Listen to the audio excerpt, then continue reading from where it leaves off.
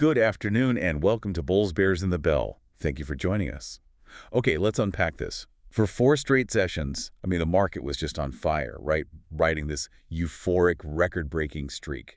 Absolutely. October was shaping up to be, well, pretty legendary. It was continuing that really powerful run we've seen since the lows back in April. And then, bam, October 29th delivers this stunning punch.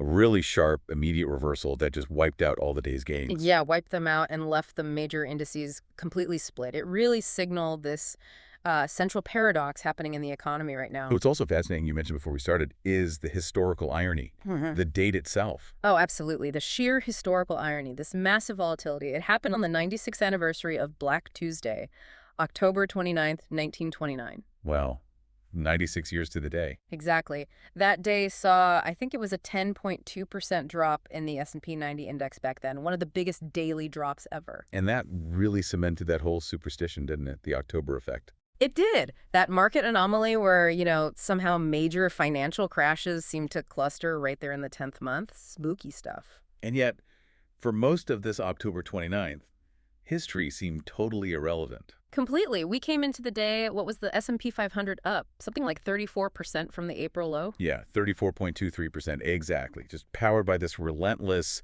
tech optimism, AI hype, growth expectations. So you've got this intense historical superstition clashing headfirst into a present-day reality just defined by, well, technological defiance. Right. So our deep dive today is really to understand the forces behind this sudden, really violent swing. Yeah, how did one comment, basically one phrase from Fed Chair Powell, immediately tank the Dow? How did it drive yields higher? And why did NASDAQ just shrug it all off? That's the big question. And crucially, how is this historic government shut down, 29 days now, forcing the Fed to make these huge policy calls while essentially flying blind? We're really analyzing a market defined not just by the usual volatility, but by this real scarcity of information, this uncharted territory. It really is. Okay, so let's start with the momentum.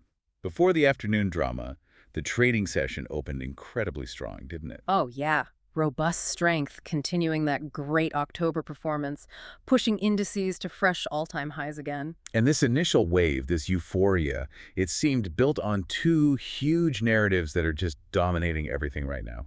The first one, and it's clearly the most powerful, is just this persistent, almost frenzied enthusiasm for the AI supercycle. It's not just general tech optimism anymore, is it? No. It was really crystallized by the anticipation around key chip stocks, especially NVIDIA, which was getting close to this just stunning, unprecedented milestone we'll talk about. And that lifted the whole tech sector, basically anything seen as an AI infrastructure play. Exactly. And the second factor driving the morning was more external. It was about U.S.-China trade relations. Right, those reports suggesting some progress, maybe even tariff reductions. Yeah. Whispers of progress, high-level discussions potentially yielding something.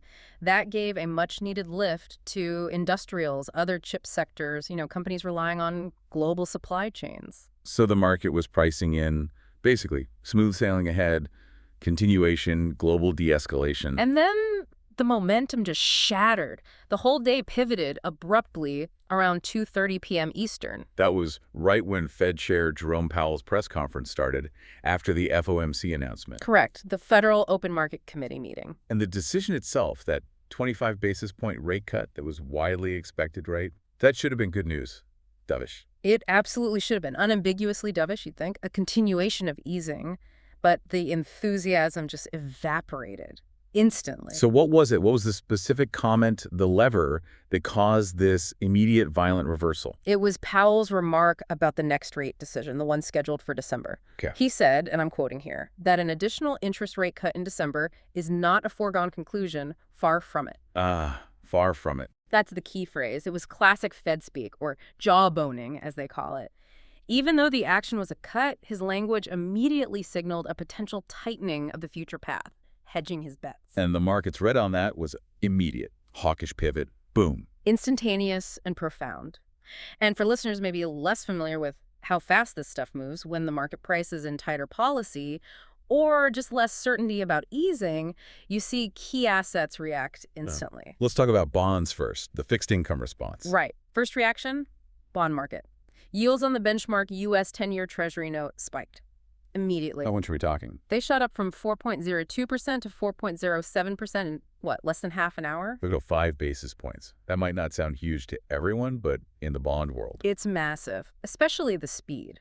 In fixed income, where trades are enormous and prices are usually pretty stable, a move that fast is a huge acceleration. It immediately starts repricing everything, long-term corporate debt, mortgage rates. It was a classic sell bond signal. And the dollar followed right along, didn't it? Reflecting where global money thinks U.S. rates are heading. Precisely. Simultaneously, the U.S. dollar index, the DXY, which tracks the dollar against other major currencies, it spiked 0.6% to 99.29. Which is textbook reaction to higher for longer rate expectations. Exactly. And importantly for listeners, a stronger dollar immediately pressures the earnings of big multinational corporations, right? Their overseas profits translate back into fewer dollars. Which explains why the blue chip stocks felt the pain first. Absolutely. So the Fed just cut rates, but Powell's language, just a few words, managed to instantly tighten overall financial conditions. Incredible influence. And that tightening clearly slammed the traditional indices hardest. Looking at the close, that divergence is really the story of the day. No question. The afternoon sell-off absolutely hammered the Dow Jones Industrial Average. It led the decline, fell 0.56%. What was that, 265 points? 265.82 points, yeah. And the broader S&P 500 lost 0.15%, so it recovered a bit but still down. But here's that central paradox again. The tech-heavy NASDAQ composite, just remarkable resilience. It actually finished higher. Finished 0.40% higher. Despite the macro uncertainty, the yield spike, the stronger dollar, it reversed its own intraday losses. Incredible. So it was really just the biggest tech names holding it up. Almost entirely. The strength of its largest components, particularly the AI leaders, the NASDAQ acted like this island of certainty in a sea of macro doubt. That split performance tells you exactly where the market's real conviction and its capital lies right now. No doubt about it. That divergence is just critical. Okay. So the NASDAQ shrugs off the Dow's weakness, the rising yield, Powell's comments. But let's rewind a bit to the FOMC action itself, the actual cut. Right, the 25 basis point cut. That set the new federal funds target range at 3.75% to 4.00%. And you mentioned the implementation mechanics too, the IORB and on-RRP rates. Yeah, just briefly. They lowered the interest rate on reserve balances to 3.90% and set the overnight reverse repo rate at 3.75%. These are the technical tools the Fed uses to steer short-term borrowing costs for banks. So lowering them confirms the intention to ease funding costs, provide liquidity, validates the cut itself. Exactly. All standard procedure for implementing a rate cut. Okay, now here's the real policy pivot, and it seems to be about priorities. Inflation, by standard measures, it's still above the Fed's 2% target, right? It is. Still running hot, relatively speaking. Yet they cut rates. Why? What was the official reason? Well, the stated rationale marked a huge shift in focus. It was explicitly not about fighting inflation harder. Oh. It was framed as a preemptive move. Their words were something like, breathe some life into the stagnating job market and prevent a surge in unemployment. So prioritizing the employment mandate over the price stability mandate. Clearly, a deliberate choice. They're signaling they're looking ahead and seeing or maybe fearing labor market problems, even without the usual data to prove it. Which brings us to the massive elephant in the room. How can a Fed that constantly rigorously insists it's data dependent make such a big employment-focused preemptive move? Yeah, that's the multi-trillion-dollar question, isn't it? And the simple, kind of shocking answer is the information blackout. The government shutdown. Exactly. This decision happened 29 days into a federal government shutdown that has basically paralyzed the major statistical agencies, the ones that give us the Tier 1 economic data. So the Fed is, what was the phrase? Driving with a cracked windshield. That's a good way to put it. They've got the steering wheel, they've got the gas pedal, but they have no reliable speedometer and can barely see the road ahead. Let's just list what exactly is missing, because the scale of this data gap is crucial. Okay, yeah. We're missing the absolute gold standard reports, the ones that normally drive Fed action and set market expectations. Like the jobs reports. Critically, yes. We're missing the September and October employment situation reports from the Bureau of Labor Statistics, the BLS. That's the main monthly checkup on the labor market. And GDP, inflation. Also missing. The Q3 2025 GDP report, the big picture on economic growth, and the September PCE inflation report. That's the Personal Consumption Expenditures Index, which is actually the Fed's preferred inflation gauge. They like it better than the CPI. Because it captures core trends better, supposedly. Right. So without all that, they're operating in a vacuum. So this context It completely reframes everything, doesn't it? Both the action, the cut, and Powell's language, the warning. Absolutely. If they had no official data, what kind of cut was this? What would you call it? Well, economists would likely call it an insurance cut or maybe Yeah. a prophylactic move, Reading. meaning it was based primarily on fear of labor market weakness, not confirmation. It was fueled by, anecdotal evidence, maybe some regional Fed surveys, private sector reports like the ADP jobs number. So leaning on proxy indicators to justify a dovish move. Essentially, yeah, buying protection against a future recession or a big jump in unemployment, but without the official statistical proof. Okay, that theory makes sense, the insurance cut. But isn't there a huge risk the market just sees the Fed panicking because they lost their data source? Seems like this just adds more uncertainty. That is absolutely the core risk, and it leads directly to why Powell likely said what he did about December. The not a foregone conclusion line. Exactly. If the action was dovish insurance, the seemingly hawkish language was a calculated attempt to manage the policy risk created by that action. Hedging his bets again. It was basically an admission, I think, to the market. Look, we have absolutely no statistical basis to give you strong forward guidance right now. So he had to sound a bit tough to counterbalance the cut made in the dark. Precisely. By cutting rates without that official comprehensive data, the Fed massively increases the risk of a future policy mistake. What if the data, when it finally comes out, shows the economy was actually fine? Or even strong? That's the nightmare scenario. It would mean the Fed just overstimulated the economy, potentially reigniting inflation. So Powell needed that hawkish-sounding language to temper the dovish action. He was trying to inject just enough uncertainty to hedge against the statistical ignorance forced on them by the shutdown. Using words to tighten conditions, just enough to mitigate the risk from the rate cut itself. It was policy balancing based purely on narrative control. Quite the tightrope walk. Okay, here's where it gets, for me, really fascinating. Because while all this macro drama with the Fed and the shutdown is happening, the market itself seems to be ignoring a lot of that noise and just operating on its own ruthless logic. That's right. We saw just the clearest possible expression of what people are calling the bifurcated market or the K-shaped market. Explain that K-shape idea again. It's where the market structure is simultaneously granting these just unprecedented valuations to disruptive innovation, that's the upper arm of the K, going up while brutally punishing any kind of corporate execution failure, that's the lower arm, going down. And October 29th gave us the perfect examples of both sides of that K. Couldn't have scripted it better. Let's start with the incredible winner, the upper prong, the structural growth story. That has to be NVIDIA, NVDA. Oh, yeah. NVIDIA just cemented its status as the market's absolute structural driver. It became the first company in history. Think about that. The first ever to hit a $5 trillion market capitalization. $5 trillion.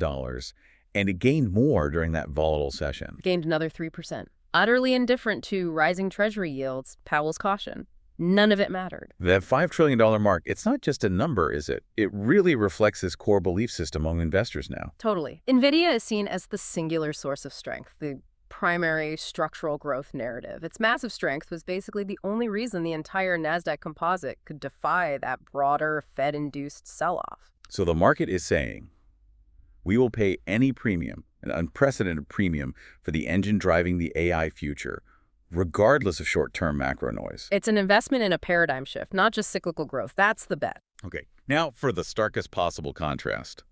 The lower prong of the K corporate collapse due to execution failure. And the poster child for that yesterday was Fiserv, FI, the big financial services and payments tech company. What happened there? It was bad, right? Bad is an understatement. The stock plummeted more than 40% in a single day. 40%. Yes. Just a complete wipeout. It puts it on track for like its worst single day ever since it listed. Shows you how fast capital flees when faith is lost. And this wasn't a macro reaction to Powell. This was company-specific. Entirely company-specific. A total collapse based on their own internal metrics, specifically their earnings report. What was so bad in the report to trigger that kind of repricing? The report was, well, catastrophic is the word being used. One analyst literally called it a complete reset of their business outlook. Ouch. The core problem was their forward guidance, slashed dramatically. Their 2025 organic revenue growth, that key metric showing underlying health, they cut it from around 10% previously expected down to a new range just 3.5% to 4.0%. Wow, that's a massive deceleration for a company that size. Signals deep problems. Deep competitive issues, execution challenges, something's wrong. and the profit forecast mirrored the pain. Adjusted EPS guidance cut too? Significantly, dropped from the $10.15, $10.30 range way down to $8.60. When a mature company like that misses guidance so badly, what does that usually suggest? Failure to cross-sell products, maybe losing clients, severe margin pressure from competitors using newer tech. Could be a mix of things. And Fezer's immediate reaction tells you how serious it is. What do they do? They announced an immediate action plan, sweeping leadership changes, and interestingly, a plan to transfer their stock listing from the New York Stock Exchange over to the NASDAQ starting November 11th. Trying to get some of that tech magic, maybe. Rebrand. Scrambling to project a new, more innovative identity. It underscores just how desperate the need for change is perceived internally. And this divergence theme, it wasn't just NVIDIA versus Pfizer. It was visible even inside the Dow 30, the old bastion of stability. Absolutely. Even within those 30 stocks, you saw the K-shape. Yeah, Caterpillar, CAT, soaring 11% to a new all-time high. Riding strong global demand for machinery. Pure execution success. Pure execution in a cyclical industry, exactly. But offsetting that, you had Boeing, BA, falling 4.5%. It was one of the biggest blue chip losers. Why Boeing? More operational issues. Yeah, they posted weak underlying profit, but the killer was announcing another massive charge, $4.9 billion, tied to delays in getting their 777X jet certified. Still dealing with certification and operational snags after all this time. Highlights the ongoing, really painful operational and regulatory struggles that have just plagued Boeing for years now. So if you get those four, NVIDIA soaring, Fiserv collapsing, CAT hitting highs, Boeing stumbling, what's the big message? The message is crystal clear. We're moving away from a beta market where, a rising tide lifts most boats and into a really brutal alpha market. Where only specific winners get rewarded. Exactly. In this alpha world, stock-specific execution, having that technological edge, clean operational performance, that's everything. If you fail to execute, even if you're a giant like Pfizer or Boeing, capital gets pulled, instantly and ruthlessly. Okay, so the closing bell rings on this day of extreme divergence. The market immediately pivots again, right? Away from Powell's macro uncertainty and towards something more concrete. Yeah, towards the micro-level certainty or hoped-for certainty of earnings releases from the tech giants, the Magnificent Seven, as they're called. This is the real-time test. Are those sky-high NASDAQ valuations actually justified by performance? Precisely. And first up after the bell was Microsoft, MSFT, reporting their fiscal Q1 results for 2026. What was Wall Street focused on there? Azure growth. Intense focus, particularly on the growth rate of the Azure cloud platform. Estimates were calling for, 36% to 39% year-over-year growth, huge numbers. And AI monetization, presumably, Copilot. Laser focus on that. Are they successfully making money from AI services like Copilot? And crucially, is that revenue accelerating? And there were reports earlier in the day about an Azure outage, a technical glitch. Did that dampen expectations? It seemed like it might, but the market reaction after hours was positive. Shares went up. Yep. Microsoft shares rose plus 1.04% in after-hours trading, up to $544.50. That immediate positive reaction, even after an outage report, what does that tell us? It's a crucial proxy. It signals that the company met, or more likely, actually beat those extremely high growth expectations for Azure, and probably more importantly, gave strong forward guidance on AI monetization. So the core narrative holds. Exactly. That outcome instantly gave strong support to NASDAQ 100 futures overnight. It signaled the structural growth story underpinning the market still intact. Okay, then next up was Meta Platforms, Meta, reporting Q3 2025. Consensus was expecting record revenues there, right? Showing amazing efficiency in ads. Incredible efficiency, yeah. But the investment community's focus, interestingly, was less on the quarter just reported and more on the next year. What were the key questions for Meta? 3 big ones. First, could they keep up that blistering revenue growth? Prove that AI-driven ad efficiency is still working its magic. Okay. Second, those widespread overinvestment fears. What would their 2026 capital expenditure CapEx guidance look like? CapEx being the money they spend on data centers, AI servers. Right. Investors want them to spend on AI infrastructure, but they worry Meta might just spend recklessly throwing money around. Got it. And the third question, always the same one with Meta. Reality Labs, the metaverse segment. How bad were the losses going to be? Investors seem willing to fund the AI pivot, but they have zero patience left for a black hole of spending on, an unproven virtual reality future. Makes sense. So how did Meta do? What was the share reaction? Meta shares also rose after hours, plus 1.69% in extended trading, hitting $750.82. Another strong signal then. What does that tell us investors liked? Confirms two major wins for them. One, they must have delivered a strong beat on that core advertising revenue, proving the main business engine is humming. And two, the CapEx guidance. Critically, yes. The forward-looking CapEx guidance must have been judged palatable by the market. Palatable, meaning not crazy high. Exactly. It means investors are willing to stomach the massive AI spending, the billions needed for chips and data centers, as long as the core ad business is thriving and generating the cash to pay for it. So if you put Microsoft and Meta together, the overnight sentiment turned pretty positive, despite the shaky close for the Dow and S&P. Decisively positive. You had that mixed risk-off close fueled by Powell's macro warning, but then U.S. stock futures started advancing in the evening trading. So the conclusion seems to be, The conclusion is pretty undeniable, I think. The powerful micro-level earnings results from tech giants like Microsoft and Meta successfully overrode the macro-level uncertainty and interest rate risk that Powell introduced just hours earlier. in this alpha market, the Mag 7 are the new safe haven, maybe, the new source of certainty. They're being treated that way.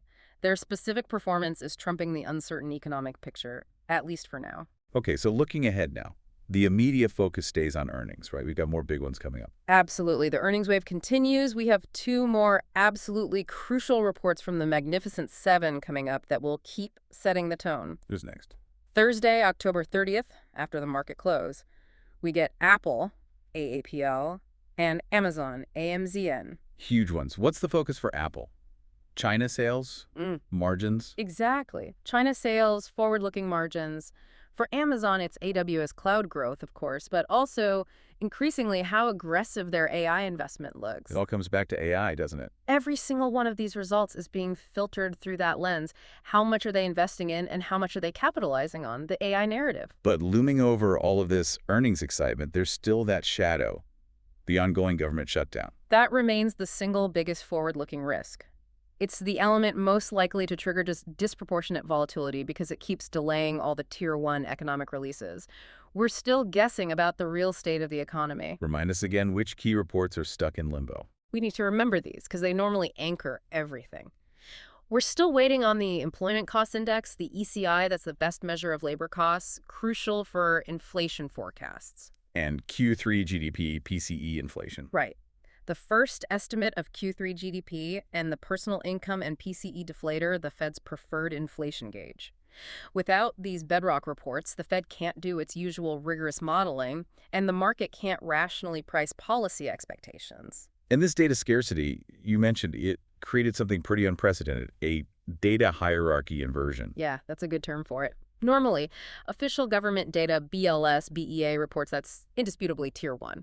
Gold standard. Private sector data is, supplementary, Tier 2 or 3 context. But now, with the official government data offline because of the shutdown, the market's whole mechanism for taking the economy's temperature is shifting. Private sector reports, the ones from trade groups like ISM, private payroll firms like ADP, consulting groups, they're unaffected by the shutdown. so they become. Tier 1 by default. They become the de facto Tier 1 market-moving indicators. They're basically the only headlights the Fed and the market have right now to see what's happening currently. That sounds kind of dangerous. Private surveys often use smaller samples, different methods. They're not as robust as the official stuff. It is extremely risky. These private releases are likely to trigger outsized volatility precisely because a smaller, maybe less reliable data point is suddenly carrying enormous weight.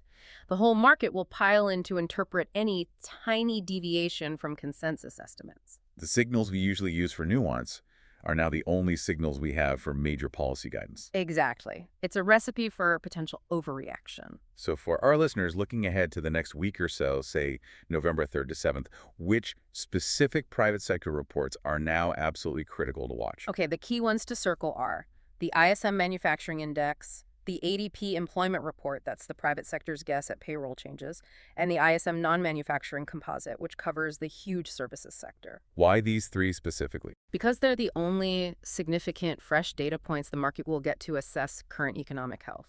And maybe more importantly, they're the only points the market can use to try and price in future Fed action, especially that conditional December rate cut Powell dangled out there. So if ADP payrolls look surprisingly weak, Market will likely aggressively price in that December cut. Yields could fall sharply. and if they look robust or the ISM numbers are strong. Then Powell's hawkish language gains credibility. Yields could push higher again, putting more pressure on the Dow and other rate-sensitive parts of the market. Each release becomes a high-stakes guessing game about Fed policy. Hashtag tag outro. Wow.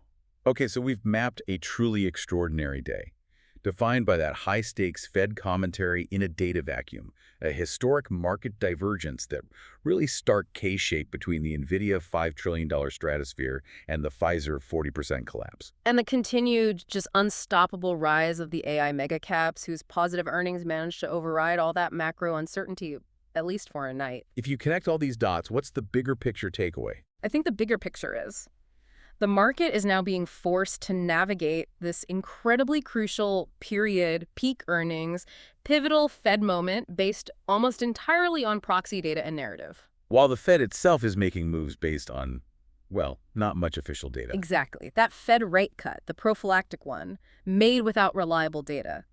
It feels like a politically sensitive move, prioritizing the employment mandate over inflation. Even with inflation still high, it highlights the bind they're in. So we have structural forces like AI thriving on alpha, while the broader macro picture is just swimming in statistical ignorance. That really sums it up, which makes the stakes incredibly high for whatever comes next. Yeah. You saw how Chair Powell tried to manage the huge risk of a policy error cutting rates, essentially blind, by using that hawkish cautionary language as a counterbalance.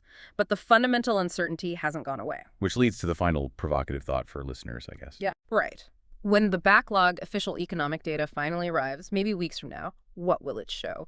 Will it confirm the Fed's fears about labor weakness and actually vindicate their insurance cut? Yeah. Or will it reveal they cut rates precisely when the economy was already running hotter than they thought, basically guaranteeing more volatility ahead, whether the market ultimately goes up or down from here?